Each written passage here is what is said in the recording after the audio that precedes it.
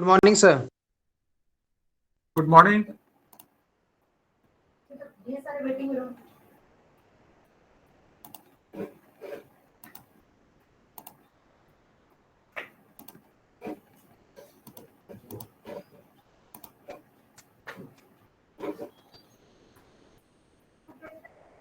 Slide दिख रही है? Yes yes sir. सर। ठीक है, तो शुरू करते हैं। आज मैं बहुत ज़्यादा देर पढ़ाऊंगा नहीं, थोड़ी तबीयत मेरी ठीक नहीं है, इसलिए कल भी मैं क्लास नहीं ले पाया। ठीक है, सो आज हम बात करें। कल हम लोगों ने पिछले क्लास में हम लोगों ने कैलकुलेट किया था रिलेशन बिटवीन इलास्टिक कांस्टेंट्स, और उसके बाद फिर हम लोगों ने देखा था कि कैसे जो हमारा सिग्मा है, ठीक है, मतलब पॉइसन रेशियो है, उसकी वैल्यू कैसे -1 से हाफ के बीच में रहती है। ठीक है, अब हम एक एग्जांपल लेते हैं, टॉर्सन ऑफ ए सिलेंडर। ठीक है, बेसिकली ये सिलिंड्रिकल रॉड है, राइट। अब इसमें एक हमारा सपोज वायर है या सिलेंडर है जिसका अपर एंड फिक्स है, राइट, और जो लोअर एंड है उसको हम रोटेट कर रहे हैं। सो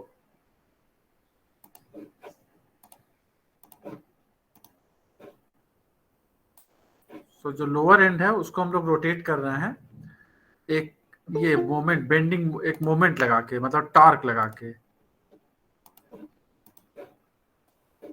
ठीक है, ये टॉर्क हम लोग लगा रहे हैं और उसको रोटेट कर रहे हैं। तो जब रोटेट कर रहे हैं तो अब यहाँ पे जो ध्यान देने वाली चीज है ये है कि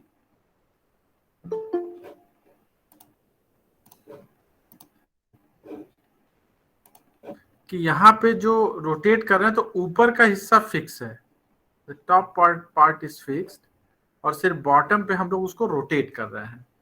तो ये एक टॉर्क हम लोग लगा रहे हैं बेसिकली, ठीक है, R क्रॉस F जैसा कुछ। तो नीचे का हिस्सा रोटेट कर रहे हैं। अब यहाँ पे दो चीज है, एक है ओ बी बी प्राइम, ये एक एंगल बन रहा है क्योंकि नीचे का हिस्सा रोटेट कर रहा है, और एक एंगल बन रहा है बी ए बी प्राइम। ठीक है, राइट, ये दो डिफरेंट एंगल बन रहे हैं। ठीक है, अब चूंकि ऊपर का हिस्सा फिक्स है तो ए तो मूव करेगा नहीं, बट नीचे का हिस्सा हम रोटेट करें तो B B B B prime पे चला जा रहा है एक टॉर्क लगाने से।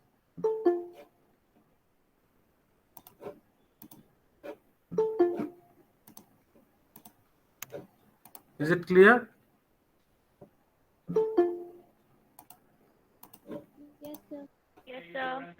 ओके, अब जो हमारा थीटा है, ठीक है, ये theta A B B prime जो है, अगर इसको हम देखें ठीक से, सपोज कि हम अगर लोअर पार्ट को अगर हम थोड़ा सा जैसे इस तरह से देखने की कोशिश करें, ये जो राइट साइड का डायग्राम है, तो ए बी बी प्राइम, ठीक है, ऊपर का हिस्सा फिक्स है और नीचे का हिस्सा शिफ्ट कर रहा है, तो एक शियर स्ट्रेस जैसा, शियर स्ट्रेन जैसा हो गया।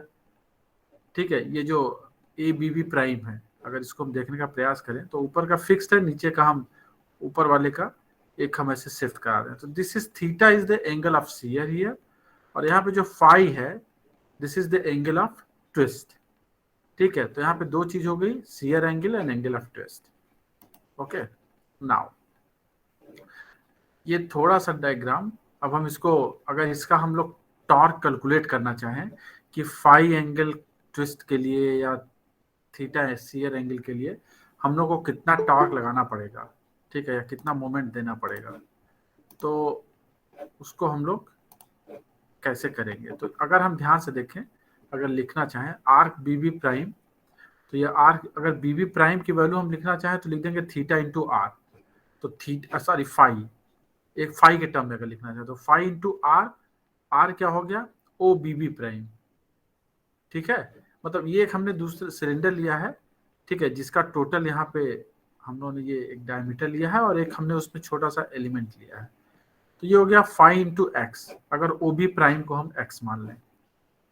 ठीक है, सिमिलरली अगर इसको हम थीटा के टर्म में लिखना चाहें तो ए बी, अगर हम लेंथ मान लें हमारा सिलेंडर का, तो L into theta is also your A B prime. ठीक है, तो L into theta is also your B B prime, sorry this arc. तो बी बी प्राइम हमारा फाई के टर्म में, बी बी प्राइम हमारा थीटा के टर्म में.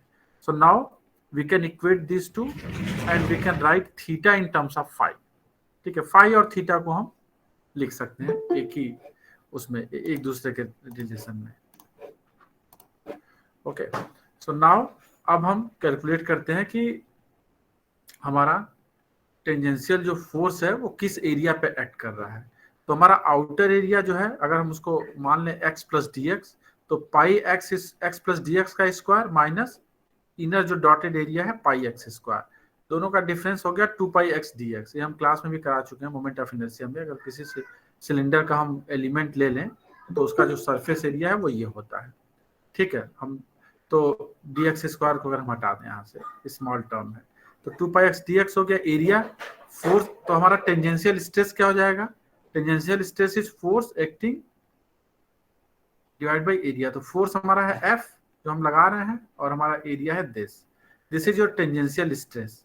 और tangential stress divided by shear strain is nothing but your modulus of rigidity. तो tangential stress divided by shear, tangential stress है F by 2 pi X D X, और shear strain जो theta है वो है x फाई बाई एल. तो यहां से हमको मिल गया F is equal to 2 pi eta phi L X square D X. अब हम क्या करेंगे? अब हमको कैलकुलेट करना है टॉर्क. तो force into R cross F होता है टॉर्क. तो एक्स जो रेडियाई है इंटू एफ हमने ले लिया. R cross F which is here X cross F is nothing but your torque. तो एक्स स्क्वायर की जगह एक्स क्यूब हो गया, यहाँ पे एक्स स्क्वायर था वो एक्स क्यूब हो गया. ठीक है, अब हमको अगर टोटल टॉर्क कैलकुलेट करना है पूरे सरफेस, पूरे उस पे, पूरे इस पूरे सिलेंडर पे, ठीक है, ट्विस्ट तो हम पूरे सिलेंडर को कर रहे हैं, तो क्या होगा? हमारा जो इंटीग्रेशन होगा वो 0 to r if radius of this cylinder is r. तो 0 टू r हमने इंटीग्रेट कर दिया and we get the torque to rotate phi angle. ठीक है, तो फाई एंगल रोटेट करने के लिए हमको कितना टॉर्क लगेगा एक सिलेंडर में जिसका रेडियस r है और लेंथ हाइट l है. ठीक है, और जहां पे कि ईटा उसका मॉडुलस ऑफ रिजिडिटी है. तो ये हमारा हो गया एंगल. तो एक तरह से सीधे देख सकते हैं कि torque is proportional to the phi.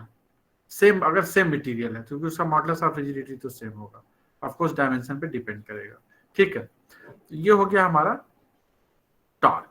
अब एक रेडियन के लिए कितना टॉर्क हमें चाहिए? ठीक है, that is nothing but torsional rigidity. अगर हम फाई की वैल्यू 1 रख दें एक रेडियन, ठीक है, तो ये हमारा हो गया टॉर्सनल रिजिडिटी. और मैक्सिमम शियर हम कितना लगा सकते हैं? ठीक है, शियर की मैक्सिमम वैल्यू कितनी हो सकती है? तो theta is equal to X phi by L है. ठीक है, मैक्सिमम एक्स की वैल्यू क्या हो सकती है? आर, क्योंकि आर एक्स हम 0 टू r ले रहे हैं, तो दिस इज थीटा मैक्सिमम. मतलब हाँ सर, हाँ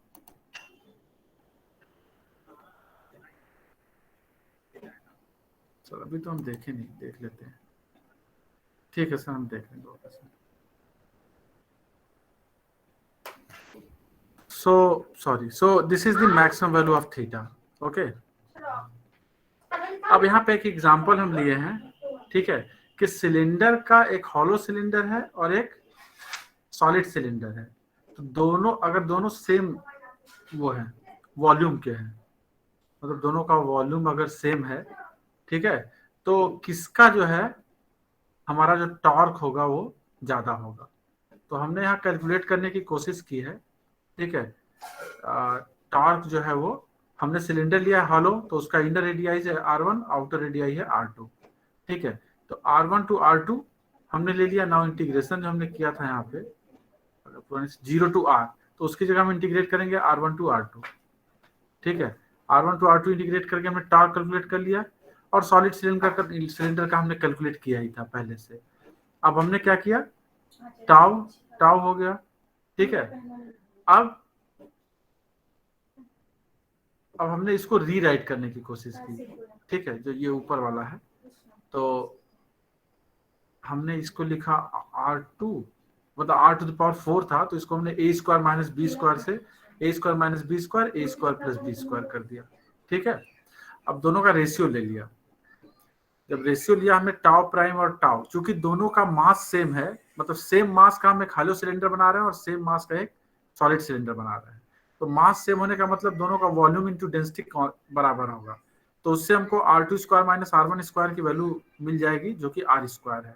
इसको हम ऊपर वाले इक्वेशन में फिट कर देंगे और दोनों टॉर्क को एक दूसरे से डिवाइड कर देंगे, तो हमको ये पता चल जाएगा कि tau prime is greater than tau prime by tau is greater than 1, मतलब tau prime is greater than tau. इससे ये पता चलता है कि जो हमारा हॉलो सिलेंडर होगा उसके उसको, हाँ एक सेकंड, अब तो मैं क्लास एंड करने वाला हूँ कि मैं ज्यादा ले इससे पढ़ा नहीं पाऊँ, ठीक है।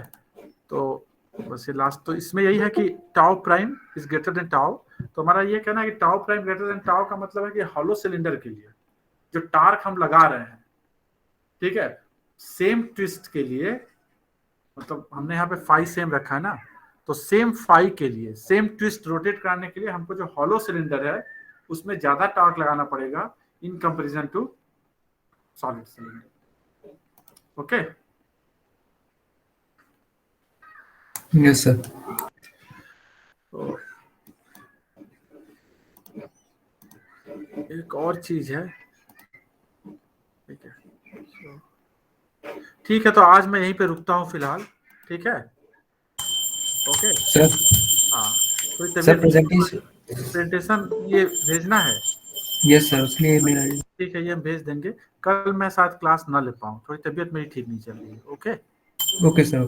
फिर हम नेक्स्ट वीक से क्लास लेंगे। Okay, thank you, thank you. Thank you sir. Thank you sir. Thank you sir.